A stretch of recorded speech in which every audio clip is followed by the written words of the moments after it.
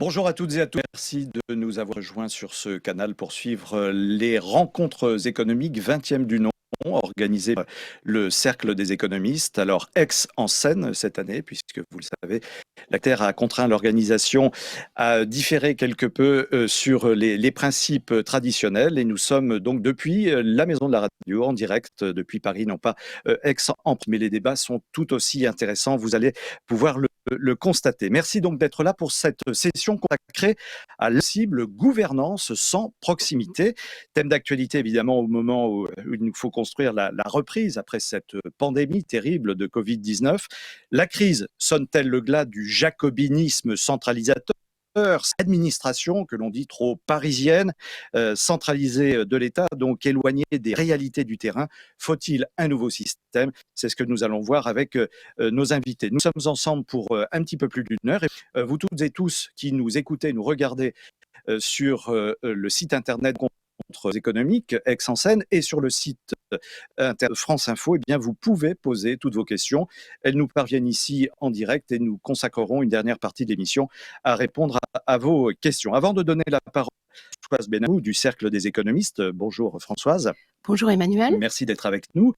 Vous allez introduire quelques instants cette session. Alors, nos débatteurs, Carole Delga, qui est en visioconférence avec nous. Carole Delga, présidente de la région Occitanie. Madame Yamini Aya du Centre de recherche politique de New Delhi. Vous avez travaillé, madame, notamment pour la Banque mondiale et la Fondation Ford. Avec nous, Pierre Vels, professeur émérite à l'école des ponts et chaussées, que vous avez vous-même dirigé, d'ailleurs, cette école, avant de mener un grand projet scientifique et urbain à Saclay. En ligne également Didier Kling, président de la Chambre de commerce et d'industrie de Paris, Île-de-France. Et en studio avec nous, à la Maison de la Radio, Pascal Imbert, président fondateur cabinet conseil aux entreprises Wavestone. Avant de vous écouter, mesdames, messieurs, donc Françoise Benamou, je vous laisse introduire la thématique de cette session, dont je rappelle le impossible gouvernance sans proximité. Merci Emmanuel, bonjour à tous, pour toutes. Gouvernance et proximité. Alors la question de la relation entre ces deux s'est particulièrement posée ces dernières en nombre de domaines, qu'il s'agisse de la vie sociale ou de la vie publique. Premier enjeu, comment concilier le local et le national? Une décision prise au niveau national a-t-elle des chances d'être comprise et acceptée si elle apparaît aux acteurs locaux comme venue sans lien avec les préoccupations contraintes des populations locales? Pour nombre de raisons, que ce soit le besoin d'une meilleure écoute, de plus d'efficacité, de plus de démocratie, il devient nécessaire d'inventer de nouvelles façons de gouverner qui ne négligent pas la question de la proximité. L'enjeu est celui du tournant local, pour reprendre les termes de Pierre Vels, mais il nous en dira plus sur cette expression et ce qu'elle implique. En tout cas, ce tournant implique, dans un premier temps, au moins, notamment, de mettre en place une meilleure articulation entre l'État central et les collectivités locales en conjuguant déconcentration et décentralisation. Les collectivités locales veulent aujourd'hui prendre leur part dans la redéfinition des priorités en matière de politique publique, qu'il s'agisse de la politique industrielle, de la transition énergétique, d'éducation, de santé, etc. Elles sont au cœur des enjeux de relance dont elles maîtrisent la dimension locale. Elles consolident, grâce à cette connaissance et à l'appui des acteurs de terrain, la pertinence de ces politiques publiques. C'est ainsi que sont apparues, par exemple, de nouvelles exigences des régions en matière économique et environnementale, basées sur la recherche d'une contractualisation entre les régions, et Carole Delga nous en dira sans doute quelques mots. Et l'on a vu de même à quel point les villes, on l'a vu dans le débat récent et dans les élections, bien entendu, pouvaient concrètement transformer la vie quotidienne et prendre à bras le corps des sujets vus sans doute de trop haut, si je puis dire, par les responsables.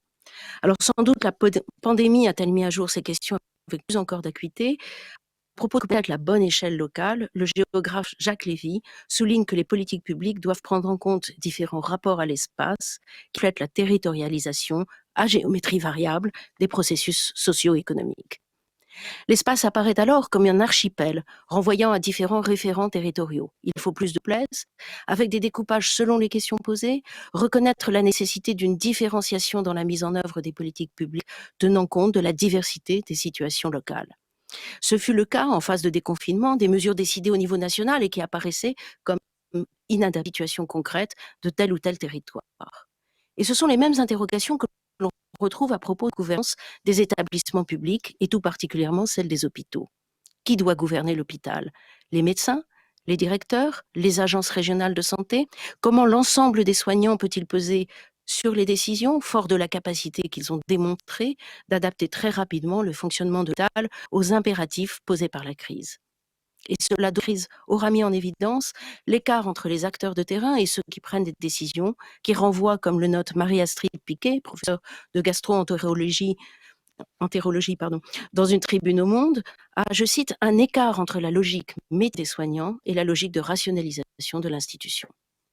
Autre volet de cette question de la gouvernance, c'est celui qui renvoie à la démocratie participative. L'observation de différents modèles de relations entre l'État et les échelons locaux, je pense notamment à l'Allemagne, montre même dans des situations de très forte décentralisation, saurait faire l'économie de la participation des populations à l'élaboration de certaines décisions publiques. Cette participation apparaît comme un élément d'efficacité car elle permet d'accroître la confiance et la responsabilité des citoyens vis-à-vis de cette chose publique. On en a vu une illustration très médiatisée avec l'expérience française de la Convention citoyenne pour le climat. Elle aura duré 9 mois, embarqué 150 citoyens tirés au sort, qui ont élaboré puis adopté leurs propositions pour réduire les émissions de gaz à effet de serre d'au moins 40% d'ici à 2030, dans un esprit, je cite, de justice sociale. Cette pratique n'est toutefois pas nouvelle, mais des expériences antérieures lointaines, très lointaines, et l'on peut remonter jusqu'à l'Athènes du 5e siècle avant Jésus-Christ. Mais on assiste au retour en force de ce mode de construction de la décision sous diverses formes. Récemment, celle des 2 assemblées irlandaises, composées de 2 tiers de citoyens tirés au sort pour la première et la totalité pour la seconde. Selon l'OCDE, entre 1986 et 2019, une vingtaine d'États ont mené des expériences analogues. Ces expériences dessinent en quelque sorte la possibilité d'une démocratie augmentée, au risque non négligeable d'un affaiblissement de la représentation parlementaire ou d'une concurrence avec d'autres institutions de la vie démocratique. Dernier point, l'entreprise n'est pas étrangère à ces questions.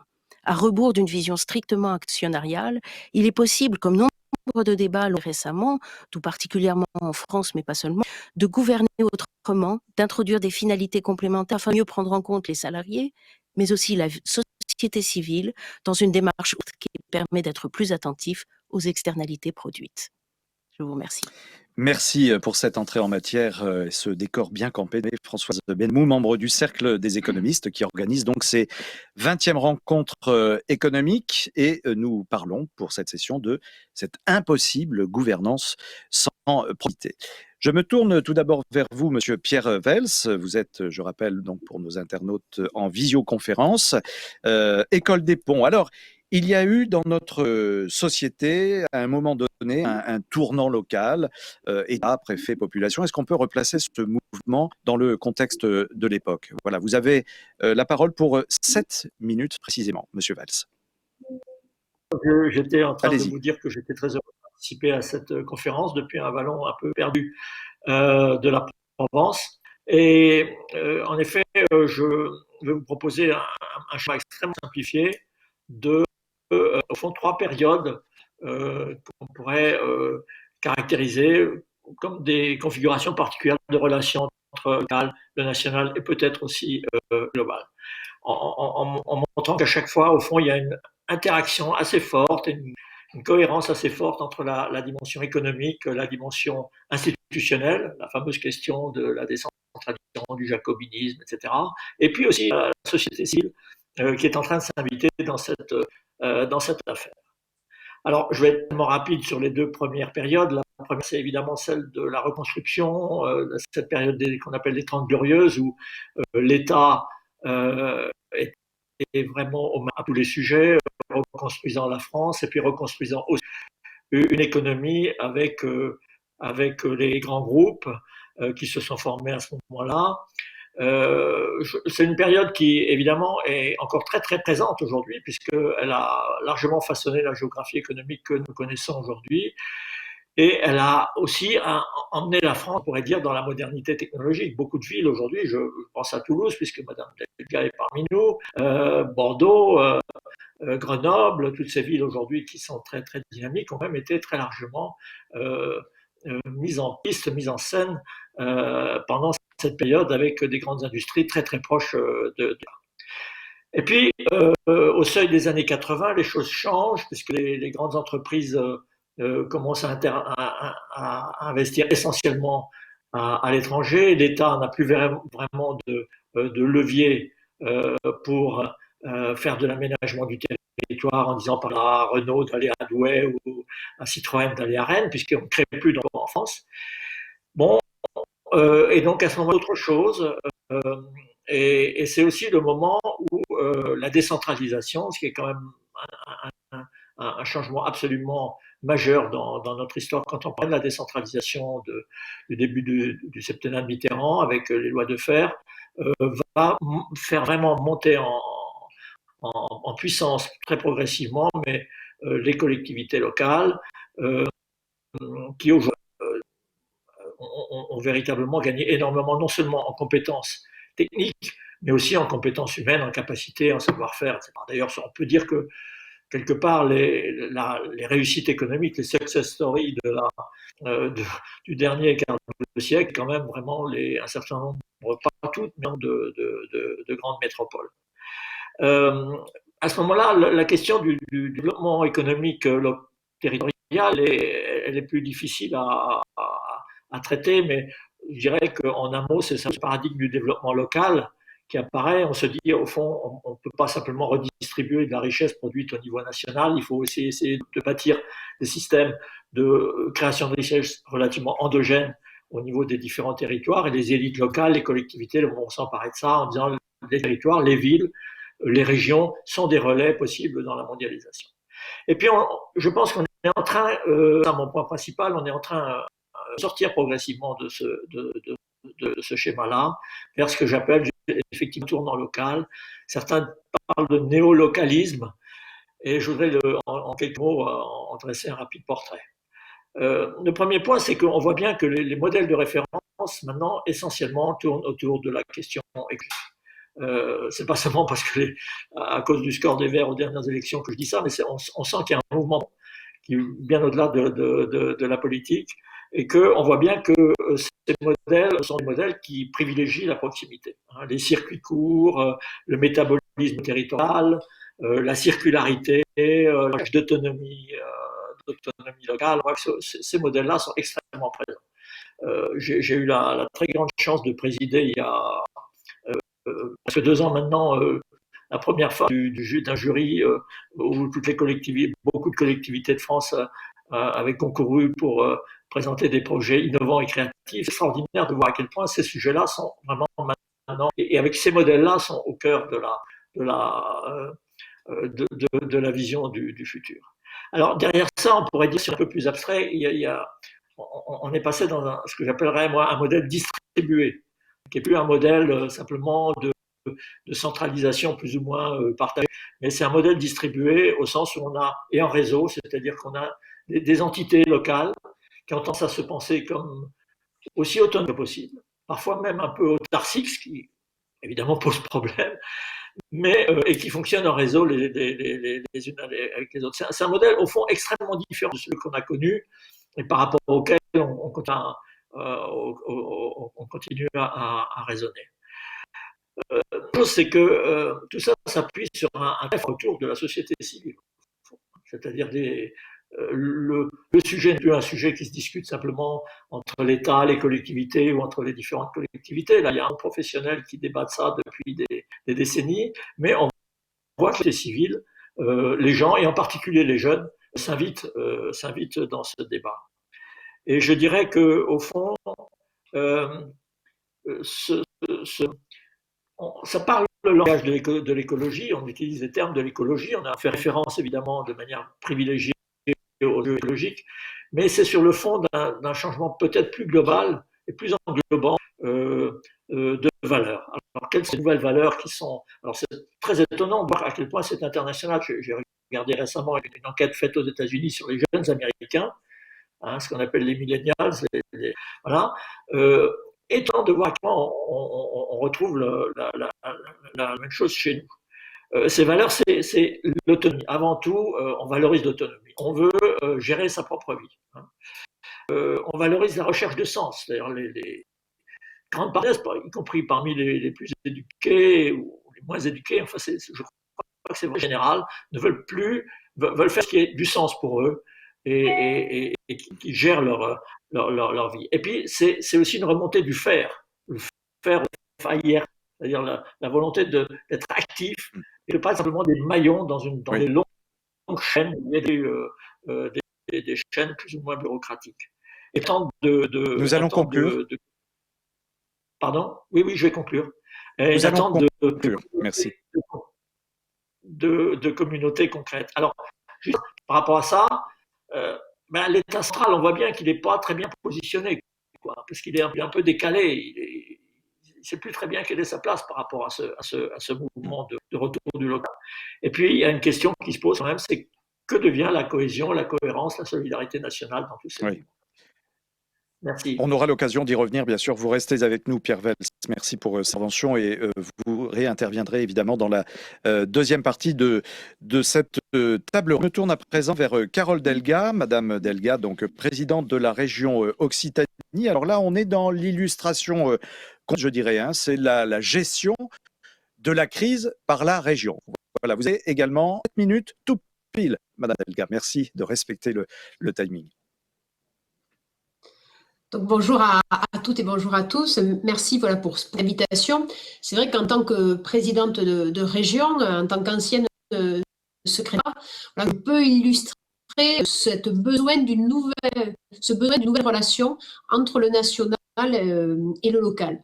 Je pense qu'en effet, au XXIe siècle, on doit beaucoup plus combiner, beaucoup plus concilier, ne pas être dans des solutions d'affrontement, au contraire dans des logiques d'accompagnement. Alors, tout à l'heure, il a été parlé de la démocratie participative par rapport à la démocratie représentative.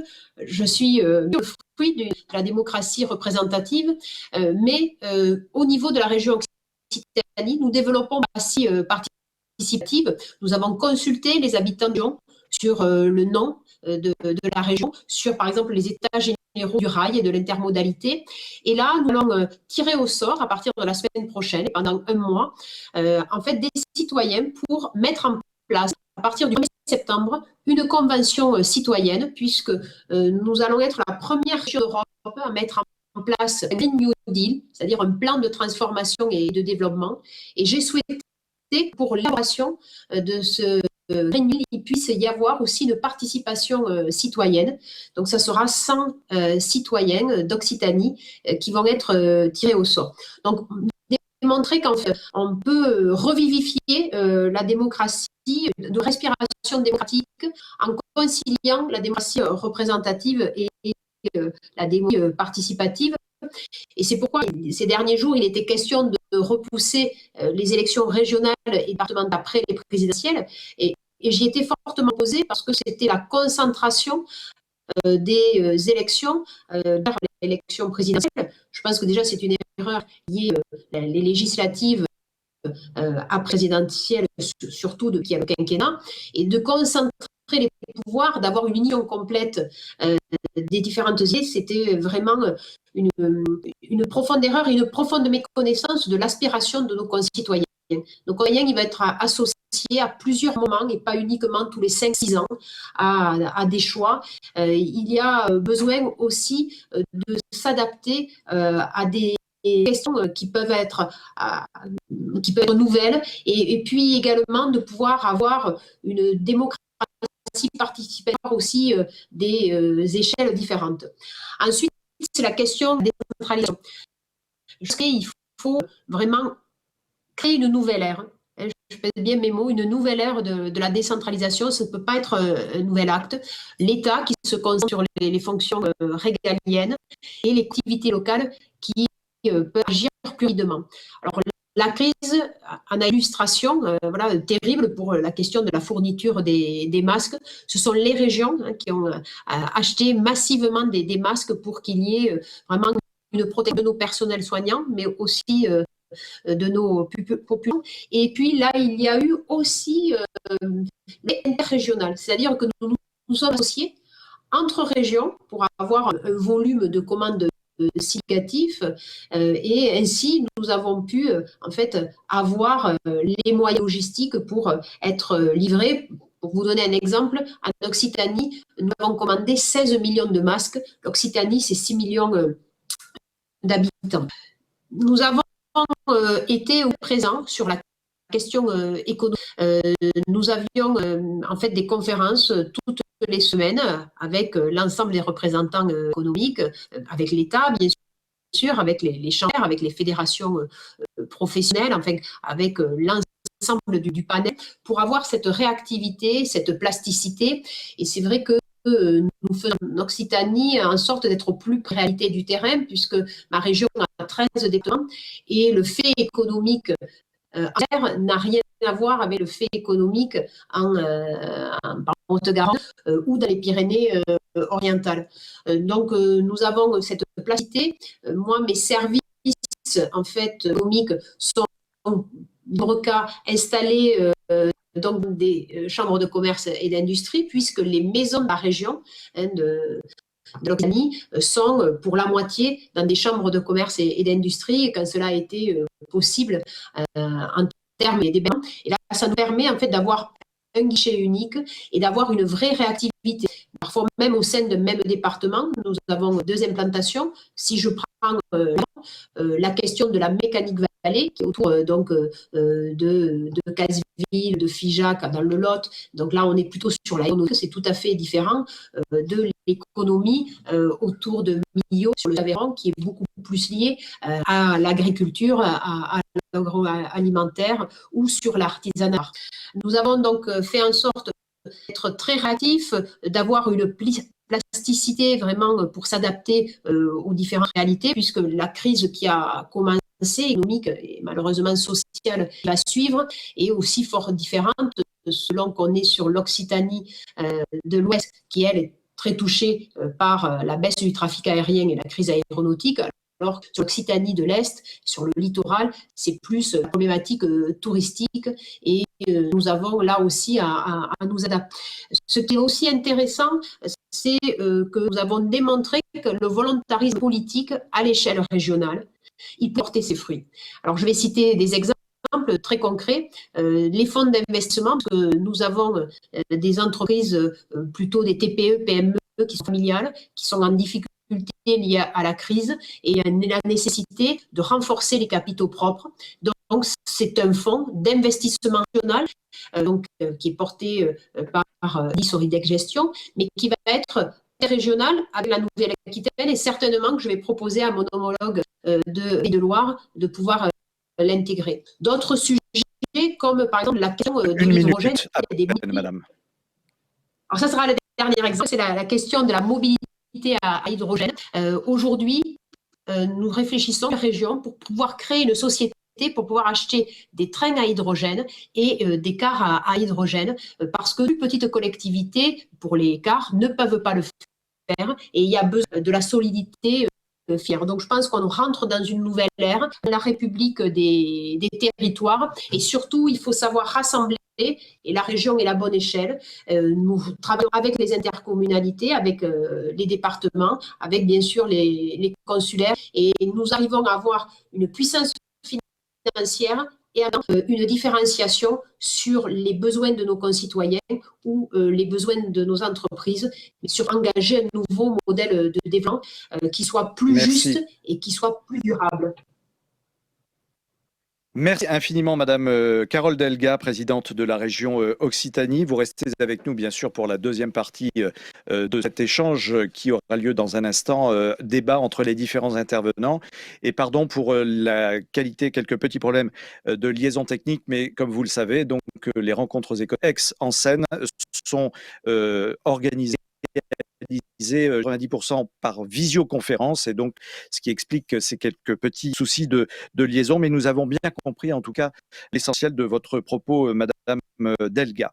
À présent vers Didier Kling. Didier Kling, je le disais, président de la Chambre de commerce et d'industrie de Paris-Île-de-France. Alors là encore, Monsieur Kling, avec vous, nous sommes dans l'illustration que vous allez nous parler du poids en fait de l'opérateur économique dans cette situation territoriale, bien sûr. Vous avez 7 minutes. C'est à vous, Monsieur Kling.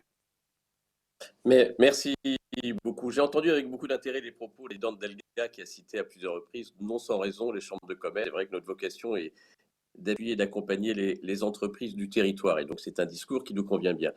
J'ai néanmoins une question liée au fait que le titre dont nous devons parler, la possible gouvernance sans proximité, n'est pas assorti d'un point d'interrogation, comme si c'était une évidence.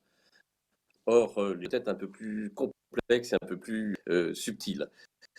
J'ai parlé du fait qu'aujourd'hui, dans la crise qu'on vit encore, la crise sanitaire, on a eu notamment le problème des masques, et c'est à l'occasion de ce problème notamment que la question a ressurgi de la déconcentration ou décentralisation. Oui, c'est vrai que dans l'approvisionnement des masques, que nos concitoyens ont considéré que l'État était défaillant et que fort heureusement les collectivités territoriales et en particulier les régions ont été très actives. C'est vrai de la région Occitanie, et mon ami Alain Di Crescenzo, président de la Chambre de commerce, s'en est fait. C'est vrai aussi de la région, et de quelques autres régions.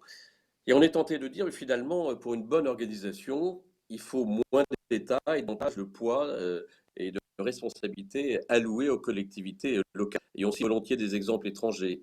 Exemple, nous dit les choses ont mieux fonctionné sur la gestion de la crise sanitaire en Allemagne, ce que c'est un État fédéral et donc les lenders ont pu gérer avec plus d'efficacité.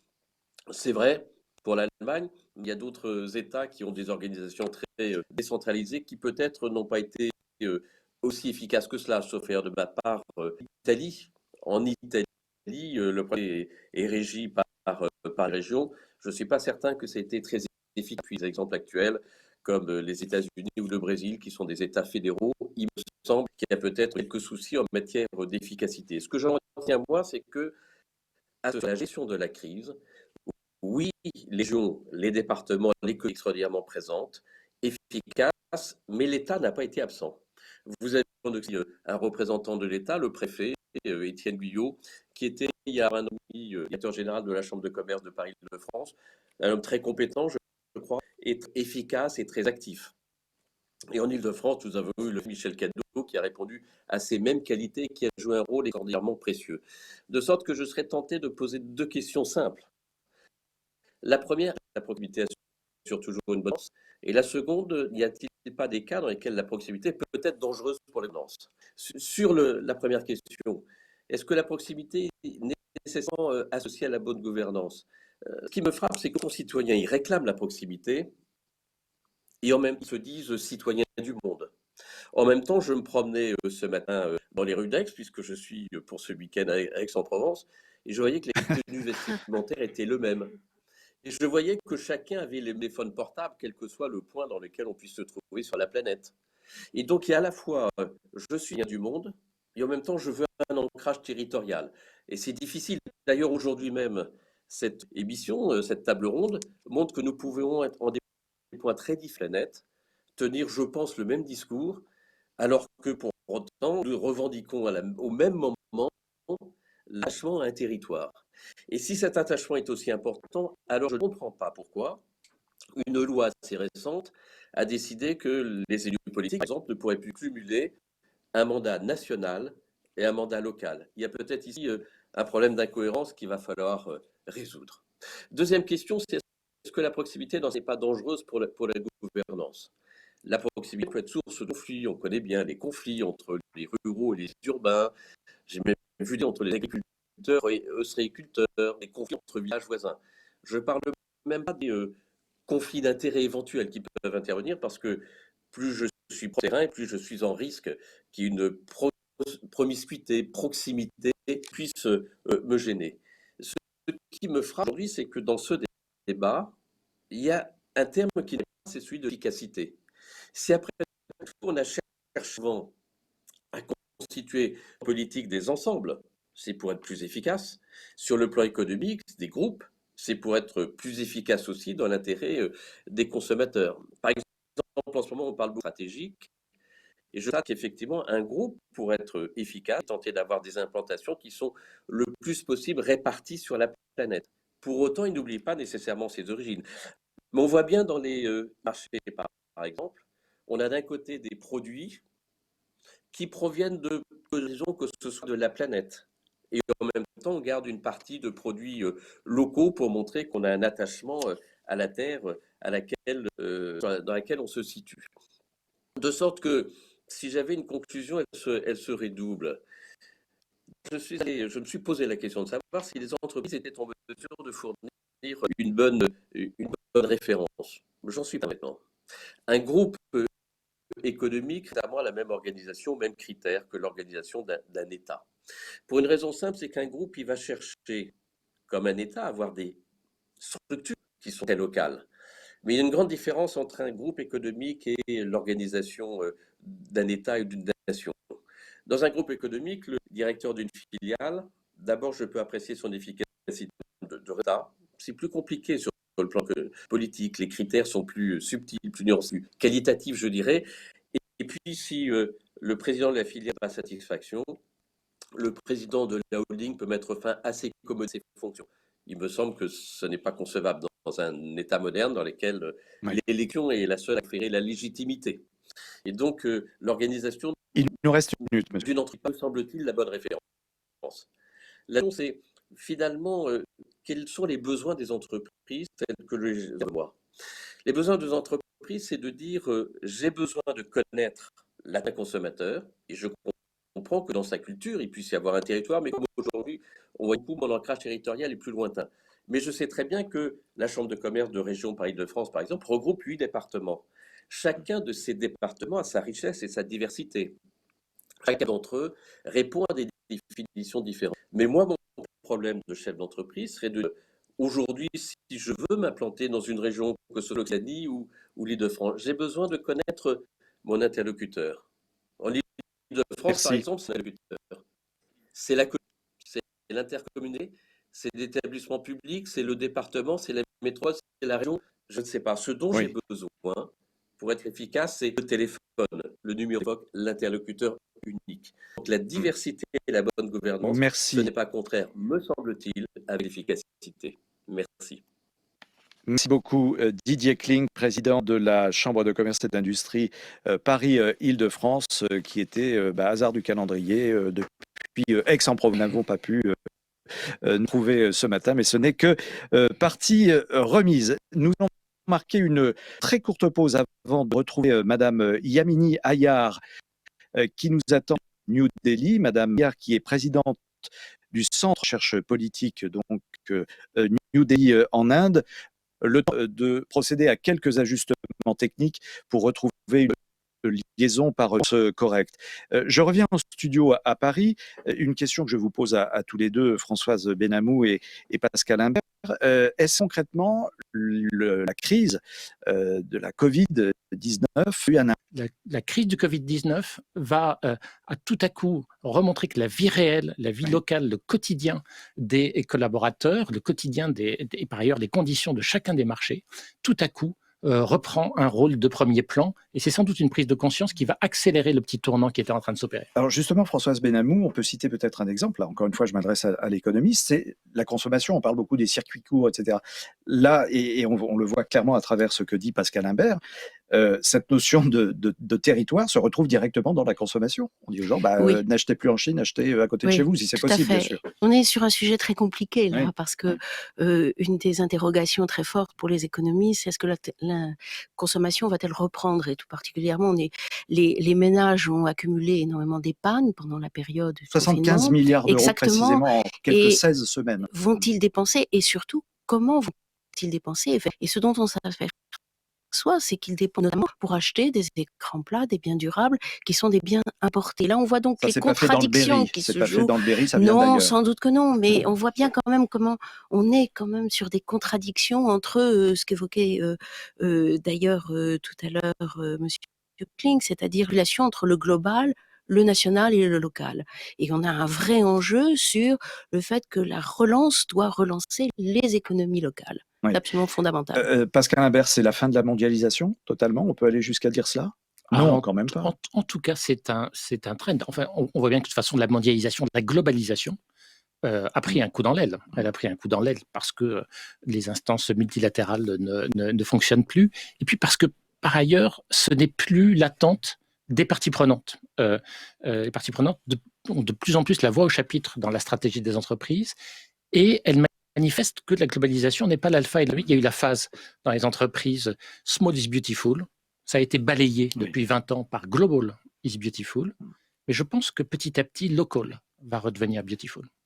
Françoise Benamou, là, il y a quand même une notion importante, c'est celle du prix. Parce que les articles qui sont fabriqués à bas coût de main-d'œuvre, par exemple, à l'étranger, ou dans les pays en Chine, en Asie, etc., si on reproduit local, automatiquement, le consommateur, qui demande d'ailleurs une consommation locale, va devoir payer plus cher finalement, parce que les conditions, les coûts de fabrication ne sont absolument pas identiques.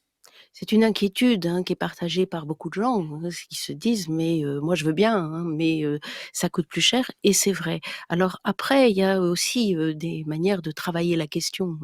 On peut aider, on peut soutenir les secteurs qui justement font cet effort de faire du local et de faire de la meilleure qualité et de faire, je dirais, de l'éthique aussi, c'est-à-dire pas des produits qui sont produits par des enfants, etc. Oui. Donc je pense qu'on arrive dans un autre monde où on est prêt à faire peut-être certains efforts, se passer de certains biens pour être plus éthique et aussi pour consommer peut-être de manière plus modeste, si je puis dire. Plus modeste, plus responsable. En fait, ce sont des équivalents budgétaires, des choix budgétaires, même au sein même d'une famille.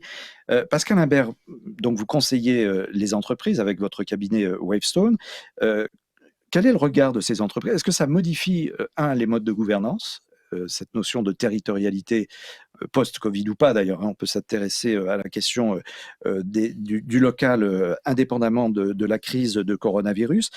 Il y a un terme qui revient beaucoup, je ne vais pas dire qu'il est à la mode parce que c'est une vraie tendance de fond dans les entreprises, c'est la raison d'être de l'entreprise qui est dans les statuts, si je ne m'abuse.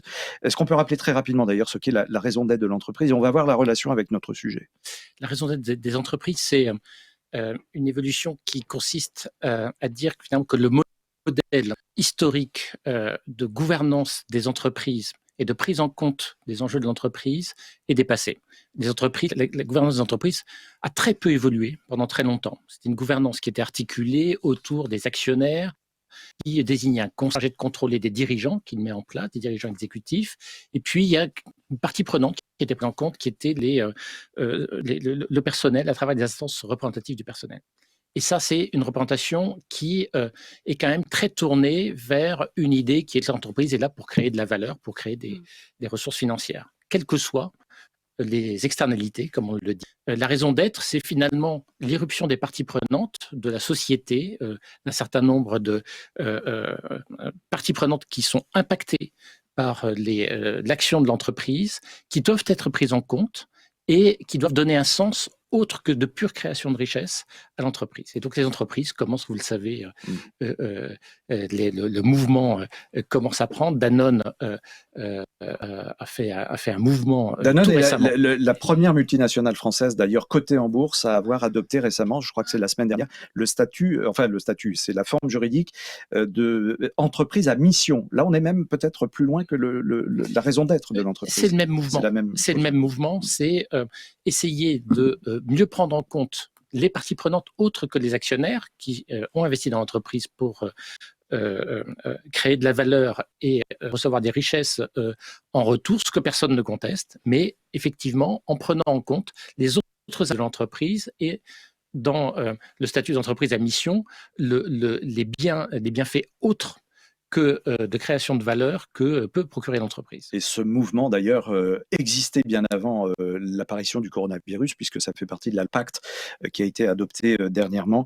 Et ce mouvement, justement, est amplifié par la crise. Nous pourrions, dans des heures, ce sont des sujets passionnants. Et avec un parallèle très intéressant avec ce qui se passe finalement dans le débat qui nous intéresse et la démocratie participative, le dialogue avec les parties prenantes que sont en train de développer les entreprises, c'est le même mouvement. On va poursuivre ce débat dans un instant. Nous avons donc récupéré nos visioconférenciers, je veux dire, puisque vous savez que ces 20e rencontres économiques d'Aix en Seine sont réalisées à plus de 95% par visioconférence, puisque nous n'avons pas pu nous réunir en un seul lieu. Nous sommes actuellement depuis la Maison Radio à Paris. Nous sommes en liaison, miracle technique, avec l'Inde. où nous trouvons Yamini Ayar. Madame Ayar, je pense que vous nous entendez. Je rappelle que vous êtes présidente du Centre de recherche politique de New Delhi en Inde. Voilà, madame, vous avez 7 minutes pour vous exprimer sur ce sujet. Je sais que vous avez beaucoup de choses à nous dire depuis New Delhi sur cette notion de territorialité. Nous vous écoutons. Merci de me recevoir. C'est un véritable plaisir. J'aurais bien voulu être présente en personne, mais ce n'est pas possible. J'aimerais commencer en commentant les discussions que j'ai entendues sur cette tension entre le global et le local dans l'économie. Et je vais également parler de politique dans un instant. En Inde, nous avons un débat très mouvementé sur ce sujet. L'Inde est une économie qui est en pleine croissance. Nous avons énormément de potentiel pour nous étendre et exporter et pour être un acteur bien plus visible et de valeur. Mais nous sommes dans un moment économique assez intéressant parce qu'il y a un mouvement de déglobalisation, démondialisation. Et c'est une question que l'Inde doit se poser. Est-ce que le modèle east-indien d'exporter au maximum, est-ce que c'est vraiment le meilleur modèle pour l'Inde? Il y a aussi le défi de notre capacité, de notre économie locale à participer efficacement dans les opérations commerciales. Et il y a un débat très intéressant sur les renforcements de la compétition afin d'être efficace sur le marché mondial. Et ce qui se déroule dans ce débat, c'est que d'un côté, nous voyons la participation dans l'économie mondiale qui est très importante pour les investissements, mais d'un autre point de vue, nous commençons à construire un récit politique sur l'importance de l'économie locale. Et je pense que l'avenir de l'Inde sera sur cet équilibre entre le local et le national ou le mondial. Et la réponse mondiale à la pandémie a mis en lumière cette tension qui existe entre le local et l'international. Nous avons une nation qui est en train de se préoccuper d'elle-même, de regarder à l'intérieur de ses frontières et qui se pose des questions sur la mondialisation. Et avec la pandémie, cela a permis de nous reconcentrer sur nous-mêmes, ce qui a probablement été le cas de beaucoup de pays qui ont fermé leurs frontières, même s'il était possible d'interagir grâce à la technologie. Donc cette question entre le mondial et le local va sans doute se résoudre selon la réaction de nos économies et ce que la technologie nous apporte en tant que moyen de rassembler les peuples et les économies afin qu'elles puissent interagir. Je pense que ce sont ces points qui vont créer la dynamique entre le mondial et le local.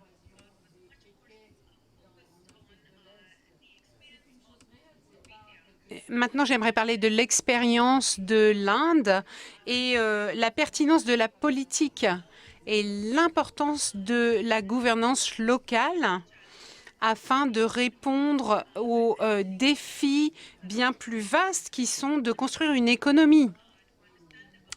L'une des choses à savoir à propos de l'Inde, l'interprète est désolé, mais la réception en cabine est très mauvaise. Donc nous avons essayé de construire une architecture qui était basée sur le fait que le gouvernement national avait beaucoup plus de marge de manœuvre que les provinces. Et lorsque notre économie a pris de la croissance, cette approche centralisée est devenue de moins en moins importante au profit des localités. Et les gens ont commencé à demander une forme de décentralisation. Et comme cette décentralisation se produisait, l'Inde s'est aussi envisagée comme un marché national, c'est-à-dire que des services et des biens ont commencé à circuler à l'intérieur du pays. Donc, d'un côté, vous avez plus de concurrence et une architecture qui permet de construire des économies locales, et notre marché est cependant très intégré au niveau national. Nous avons un impôt sur les biens et les services qui est un impôt central. Nous avons beaucoup de mouvements à l'intérieur du pays pour les gens qui cherchent du travail. Donc, cette mobilité pose la question de comment construire un système mobile. Et c'est ce dont les orateurs précédents parlaient. Et je crois que l'Inde est en train de éprouver ce que cette tension entre le local et le national. Donc, les ministres des Finances négocient au niveau national, mais essayent d'être des relais avec le local. Donc, ce qui va importer sera la coordination. Mais la... Thank you. Pour ce témoignage. Merci infiniment. Que vous présidez le Centre de recherche politique de New Delhi en Inde. Nous revenons à Paris, à la maison de la radio, où nous poursuivons ces rencontres économiques. À vous, Pascal Imbert, je rappelle, président fondateur du cabinet conseil aux entreprises Wavestone. Quel bilan tirez-vous? Vous êtes un petit peu, je dirais, un observateur privilégié de ce dont nous venons de parler.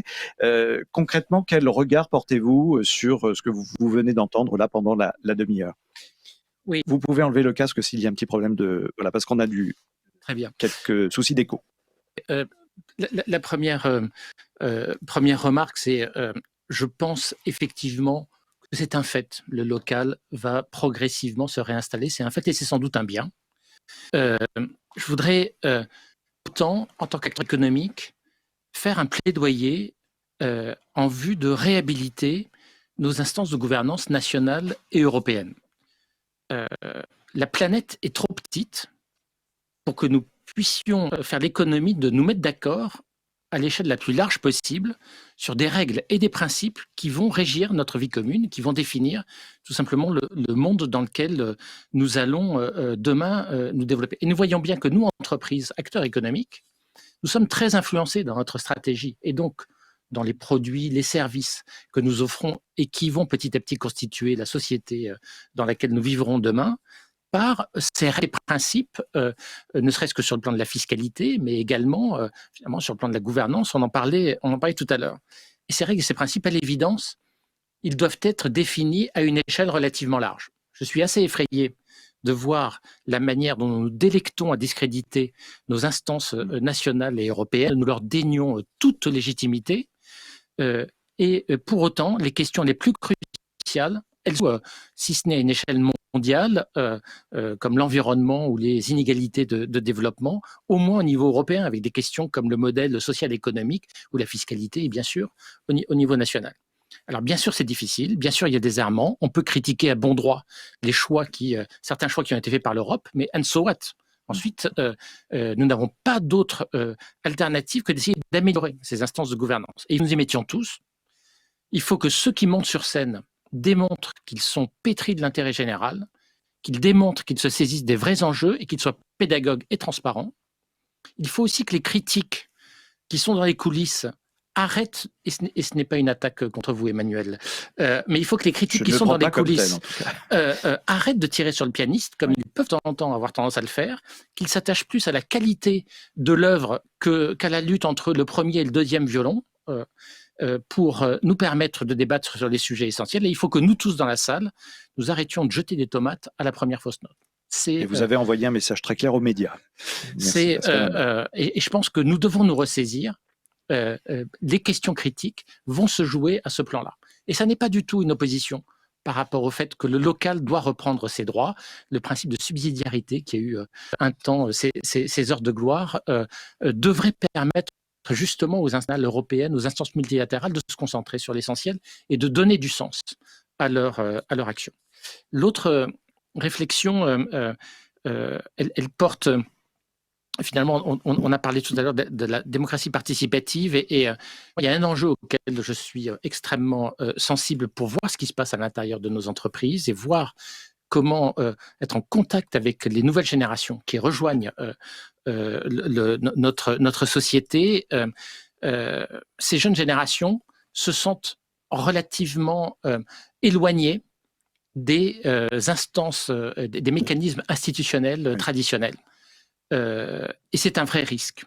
Alors, elle s'exprime par d'autres moyens. Je parlais tout à l'heure des parties prenantes. Nous sommes prises à échanger avec le collectif pour un réveil écologique. Je ne sais pas si vous connaissez le collectif pour un réveil écologique. C'est un collectif qui représente 30 000 étudiants de grandes écoles, Polytechnique, HEC en tête, et qui a un message très simple qui est de messieurs, au sein des entreprises, nous ne rejoindrons pas vos entreprises si vous ne montrez pas que vous avez pris conscience de l'enjeu écologique. Donc, besoin de recruter ces jeunes talents et donc nous dialoguons avec eux et nous font valoir finalement que nous sommes en train de construire le monde dans lequel ils vont vivre demain. Je ne vous cache pas que les discussions décoiffent un peu, mais ça fait aussi bouger. Et je pense qu'on a besoin de la même respiration dans nos institutions. Il faut que les institutions intégrer les parties prenantes, mais ça a été évoqué à plusieurs reprises. Il faut que les citoyens puissent exprimer par des voix autres leur point de vue, et en particulier que les jeunes puissent se réembarquer dans la société que nous construisons. À défaut, nous nous préparons des lendemains extrêmement difficiles. Ces nouvelles générations vont se replier sur elles vont se sentir exclues de la société, et ce n'est certainement pas ça que nous voulons construire pour nos enfants.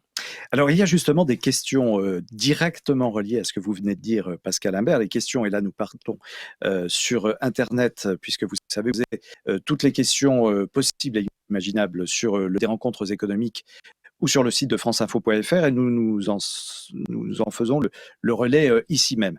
En lien avec ce que vous venez de dire, Monsieur Imbert, cette remarque et question d'ailleurs, profité ou pas, nombre de citoyens ont l'impression de ne plus avoir de contrôle sur leur existence à cause de la technocratie ambiante qui détruit progressivement le droit à l'autodétermination. Comment concilier efficacité et souveraineté authentique? Ça, c'est une question. Et une autre de Brian qui arrive derrière. Comment réconcilier l'Europe, justement, une entité supranationale, avec la diversité des territoires locaux, et quelle sera la place de l'État dans cette nouvelle équation? Sur l'une ou l'autre question, peut-être Pascal Imbert, Françoise Benamou ou d'autres intervenants. Nous avons toujours, bien sûr, les autres intervenants en visio. Est-ce que, par exemple, Pierre Vels, professeur à l'école des ponts et chaussées, vous souhaitez réagir à ces deux questions? Est-ce que vous l'avez vu, Monsieur Vels, les questions posées par des internautes? Oui, je veux bien réagir. Nous écoutons. Je pense qu'en effet, cette question on a ce extraordinaire du local, dont j'aurais dit, je pense que c'est fondamentalement un tournant culturel. Et moi, je rejoins tout à fait ce qu'a dit Monsieur Imbert à l'instant. Quelque part, c'est un mouvement qui consiste à dire le grand, l'organisé, l'institutionnel, ça ne nous concerne plus parce qu'on n'a plus confiance et on va bâtir notre propre trajectoire avec l'accent très fort mis sur l'autonomie, le contrôle de vie au niveau local. C'est ça le fond, et je pense que c'est une vague de fond considérable et qu'il y a une tension extrêmement forte, comme l'a dit M. Imbert, parce que ce modèle des communautés locales qui fonctionnent, finalement, quelque part, s'intéresse plus vraiment à ce qui se passe à l'échelle au-dessus. Et ça, c'est problématique. Il faut arriver à faire ce raccord. Au fond, on a une réaction contre l'action qu'on a beaucoup caractérisée, qui est la réaction populiste. Au fond, le repli, le rejet, dans lequel il y a souvent d'ailleurs un repli. La dimension territoriale est souvent très présente, mais on a une version plus soft, intuitive, avec des aspects incontestablement positifs, mais qui ressemble quand même un peu à ça aussi, qui consiste à dire, moi je ne crois plus aux grandes institutions, je ne crois plus aux grandes entreprises, je ne crois plus à l'Europe, tout ça est trop loin.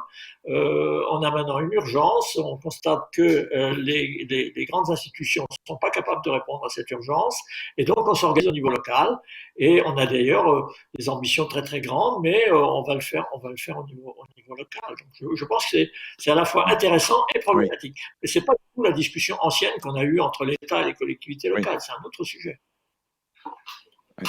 Merci Pierre Bels pour cette réponse. Carole Delga. Oui, allez-y. Didier Kling, président de la Chambre de commerce et d'industrie Paris-Île-de-France. Bien alors, juste sur le plan économique. Non, allez-y. Je peux, oui. Sur la question qui est évoquée de souveraineté, je crois que tout dépend de savoir de quoi on parle. Autant je comprends très bien que s'il s'agit de l'approvisionnement en fruits et légumes, je préfère m'approvisionner en fruits et légumes qui étaient produits sur mon territoire. Et après tout, je n'ai pas vraiment besoin d'avoir des fruits et légumes qui étaient produits à l'autre bout de la planète avec le coût du transport. Et l'effet de mode ici ne m'intéresse pas. Par contre, s'il s'agit de construire l'Airbus des batteries électriques, alors là, oui, l'échelon, le bon échelon, c'est pas l'échelon local parce que j'en ai pas la capacité, j'ai pas la surface financière et industrielle suffisante. Là, c'est l'Europe qui est la bonne réponse si on veut renouveler la très belle réussite de l'Airbus dans le domaine aéronautique, par exemple. Donc, il s'agit de savoir à quel niveau on se place en ce qui concerne la souveraineté économique. C'est la réponse que j'aimerais ici à votre auditeur. Merci. Didier Kling. Je vois Yamini Ayar qui est avec nous en duplex depuis l'Inde. Je vais venir vers vous, Madame Ayar, dans un instant. Présidente Carole Delga, présidente de la région Occitanie, est-ce que vous souhaitez intervenir sur ce point ? Et sur ce point, c'était intéressant en effet de voir que dans la génération, il y a un attachement au local qui rappelle plutôt la génération, pour moi, de mes grands-parents ou de mes arrière-grands-parents. Il y a ce retour-là. Mais par rapport à ce que disait M. Bell, moi, sur le terrain, je sens qu'en même temps, ils ont quand même un intérêt pour les grandes causes internationales. Donc, je pense qu'on peut combiner ces deux sujets, mais en apportant des réponses très concrètes localement, on leur permet en fait d'avoir une confiance en eux-mêmes et dans les autres, et de pouvoir après s'ouvrir plus à l'international, et de pouvoir aussi s'intéresser à l'Europe. Donc je pense que ce n'est pas contradictoire. Il faut répondre à ce besoin de local sur la question des circuits courts alimentaires, la question aussi de l'irrigation, de la culture dans tous les territoires. Et après, en même temps, comme ça, on peut ouvrir sur les questions européennes où c'est une bonne réponse, c'est-à-dire qu'on peut combiner et la mondialisation et la relocalisation.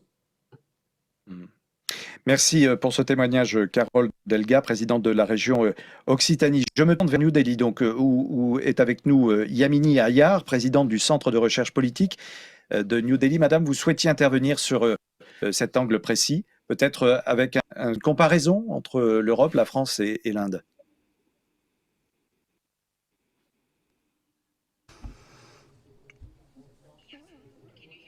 Oui, est-ce que vous m'entendez? Oui, on vous entend. Can you hear me? Alors peut-être. Oui, nous vous entendons, madame. No, yes, we can hear you. Yes. So, je voulais simplement dire qu'une partie importante de l'émergence d'une demande de plus de local, en fait, il est question ici du besoin de reprendre confiance dans la démocratie et d'avoir le sens d'une participation qui vous donne un sens d'appartenance finalement et justement de responsabilité. Alors, c'est comme en Europe, en Inde, la demande pour un sens d'appartenance et le besoin de sentir qu'on peut participer dans la politique. Et voilà, c'est important lorsqu'il s'agit lorsqu'on parle de démocratie, à un moment où les démocraties partout dans le monde sont en pleine transition et sont même en crise. Le niveau local est vraiment essentiel pour que l'on retrouve les réelles valeurs de la démocratie, d'avoir le sens d'appartenance, que les gens retrouvent un sentiment d'appartenance. Et je crois qu'il faut qu'on reconnaisse tout cela. Et le rôle de l'économie doit effectivement, les acteurs économiques doivent s'intégrer à cette tendance. Bien, nous avons bien entendu votre propos, Madame Yamini Aya. Autre question d'un internaute qui n'a pas voulu rectifier, mais la question est assez pertinente sur un point que vous évoquiez tout à l'heure, Pascal Imbert. Pensez-vous que les aspirations des Français de fuir les métropoles après la pandémie est durable? Est-ce qu'il va y avoir un exode massif peut-être à court, moyen, long terme? Est-ce que ça change fondamentalement la donne? Ça serait une bonne chose. Ça serait une bonne chose et ça concourerait beaucoup à un meilleur équilibre des richesses sur notre territoire. Et je vais donner un avis tout à fait personnel. En même temps, je ne pense pas. Je ne pense pas parce que les urbains sont des urbains. J'en ai pas mal discuté au prix pendant plusieurs mois. Nous nous sommes rendu compte que ça fonctionnait formidablement bien. Certains se disent mais pourquoi n'irais-je pas travailler en région, dans une petite ville? Et finalement, très rapidement, on se rend compte que certes, la vie est pesante, mais quand on est un urbain, c'est très difficile d'imaginer de la quitter. Et donc, je pense qu'il va y avoir une petite vague et je pense qu'il faudrait plus que la crise du Covid-19 et beaucoup plus que ce retour des valeurs locales. Il va falloir une génération peut-être avant qu'on arrive à un nouvel équilibre. Alors, l'exemple récent quand même, on l'a vu dans l'actualité, qu'il est difficile de quitter les villes. Il est aussi pour certains parfois urbains, donc de quitter la ville pour la campagne. On se plaint du coq qui chante, on se plaint des odeurs des vaches quand les fenêtres sont ouvertes à la campagne. Tiens, je me tourne vers Pierre, si vous m'entendez, Monsieur Vels. Est-ce qu'on est encore capable de dialoguer aujourd'hui entre différentes populations, les urbains et les ruraux? Est-ce que Monsieur Vels est avec nous? Pierre Vels, donc, oui, je rappelle, professeur émérite à l'école des Ponts et Chaussées. Oui, je suis avec Nous vous écoutons. Il y a la société française, effectivement, est fracturée. Il est à la mode maintenant, c'est archipélisé. Hein. C'est vrai qu'on a des bouts de société comme ça, on a l'impression qu'ils communiquent de moins en moins les uns avec les autres. En même temps, je pense que cette idée qu'on a beaucoup entendu au moment de l'affaire des Gilets jaunes, qu'il y aurait au fond une France qui irait bien avec les urbains, la métropole qui tirerait leur épingle du jeu, de la mondialisation, et puis les autres qui sont délaissés. Je pense que cette image est beaucoup trop simpliste pour être juste, quoi. C'est pas du tout comme ça que les choses se passent. Mais c'est vrai qu'il y a maintenant des visions, je pense, assez différentes et des formes. Alors j'aime le mot fracture parce qu'il est peut-être excessif, mais il y a quand même des clivages dans la vision du monde de nos. Mais elle passe à l'intérieur des territoires urbains comme à l'intérieur des territoires ruraux. Je voulais juste dire mon accord avec ce qu'a dit Carole Delga tout à l'heure, à savoir que la nouvelle génération, elle aime une cause, mais elle se méfie des grandes institutions. Et c'est ça le sujet. C'est-à-dire, on a effectivement cette génération, on dit des idéalistes pragmatiques qui, quelque part, se replie, le mot n'est pas juste, ce retour au local, il exprime aussi le fait qu'au fond, maintenant, on se rend compte que si on veut contrôler les choses, il faut le faire à l'échelle qu'on contrôle, on soit maître de ces jeux et plus de faire confiance aux grandes institutions. C'est un énorme défi. Merci infiniment vos témoignages à tous les six. Il est l'heure de nous séparer. Nous aurions pu poursuivre cette conversation passionnante. Nous le ferons bien sûr. D'autres rendez-vous aux rencontres économiques d'Aix-Seine. Peut-être un mot de conclusion, Françoise Benamou du Cercle économiste qui a organisé cette session. Donc, l'impossible gouvernance sans proximité. Beaucoup de choses ont été dites. Beaucoup de choses ont été dites. C'était une discussion très riche. Moi, ce qui m'a frappé, c'est le souci de cette articulation qu'on cherche, qui est à réinventer entre le global, le national et le local, avec des propositions, des idées. On voit bien aussi à quel point Madame Delga l'a montré dans les régions, par exemple, ce souci se traduit très très concrètement par la participation des citoyens chaque fois que c'est possible, et par ce qu'on appelle le participatif sous toutes les formes que ça peut prendre. On a évoqué aussi la question des jeunes générations et du rapport qu'ils peuvent avoir à toutes ces questions. Les jeunes générations qui se sont à la fois, je reprends les termes, éloignées des acteurs institutionnels, qui ont besoin en même temps de ces acteurs institutionnels. Et donc je crois que on a poussé le curseur du côté du local. À la fin de la crise, on reviendra probablement aussi en partie du côté des institutions et du national. Nous en reparlerons. Probablement, peut-être d'ailleurs dès l'année prochaine, de retour à Aix-en-Provence, dans ce beau territoire du sud de la France. Merci beaucoup à toutes et tous. Carole Delga, présidente de la région Occitanie, Madame Yamini Ayar, qui était avec nous depuis New Delhi en Inde, où préside le centre de recherche politique, Pierre Vels, professeur à l'école des et je rappelle sur les conseils de Françoise Benamou, donc ce livre, Pierre, que vous publiez aux éditions de l'Aube, La France des territoires, défis.